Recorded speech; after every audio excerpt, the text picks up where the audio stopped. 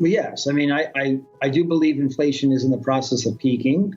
I believe we're going to have a period of disinflation. I mean, I'm not arguing that prices are coming back down to where they were pre-pandemic. And you have to define what inflation is. It's rate of change. It's the first derivative.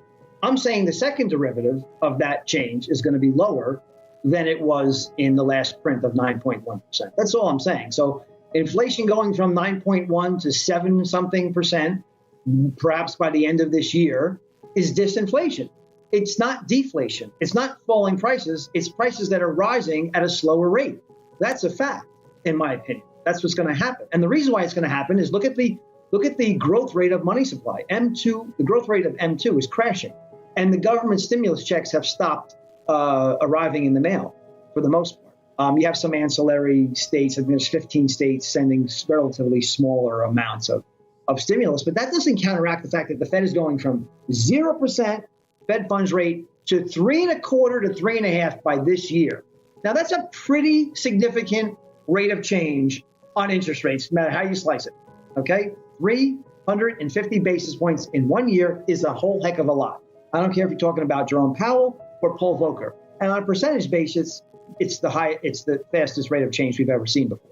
And on top of that, what we're supposed to be seeing, and I am not trusting this, I am distrusting it, but verifying it, is I want to see the balance sheet being reduced as to the level and pace that Jerome Powell said he was going to reduce the balance sheet. Balance sheet so far has had very little reduction. Maybe I think $50 billion from the high. It's supposed to be $47.5 billion per month. This was supposed to start in June.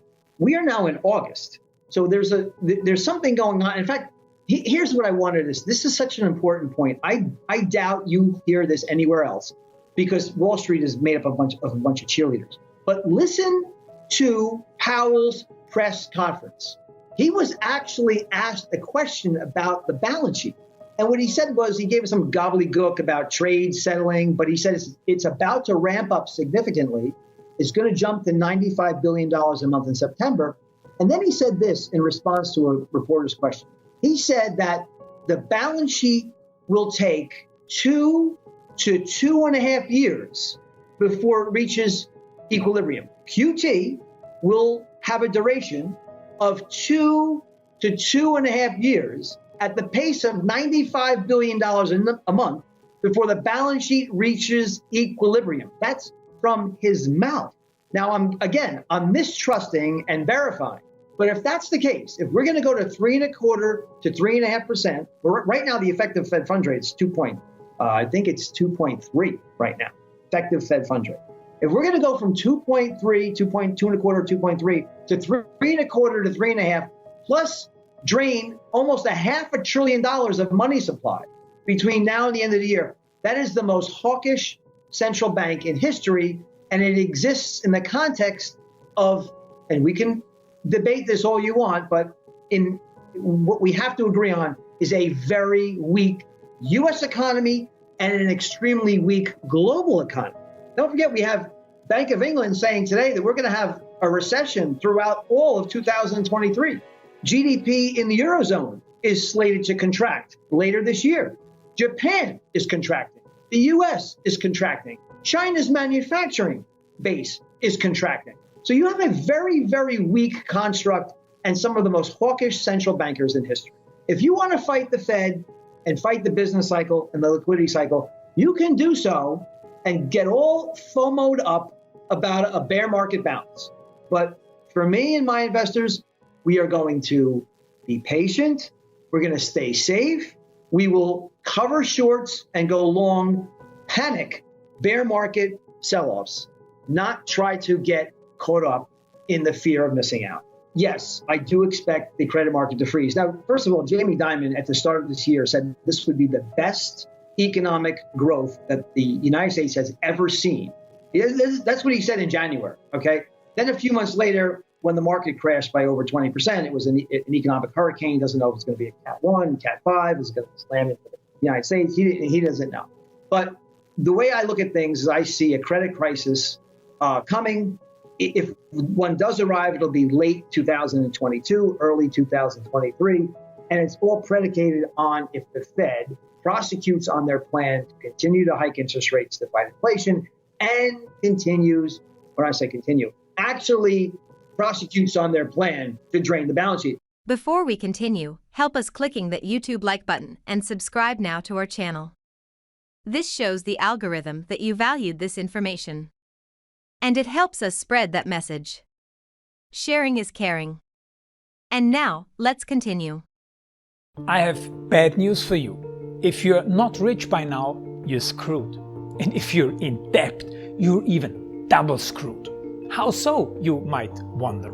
Well, the sad truth is that you're working your whole life to make someone else rich. The mega corporations, the banks, the politicians, everyone is getting richer. They get your money. And what is even worse, they get your time, they get your life. You are not even in a rat race, you're in a financial prison. But what could a solution for you look like? Honestly, I don't know, but I know what a solution for me would look like. It's very simple. I use whatever money I have and I multiply it with 1,000. This could make my life much easier and probably yours as well. If you have $1,000 available and multiply this with 1,000, I believe that this could solve some financial issue for the one or the other. Of course, if you're ugly, you would have to multiply it with much more than 1,000.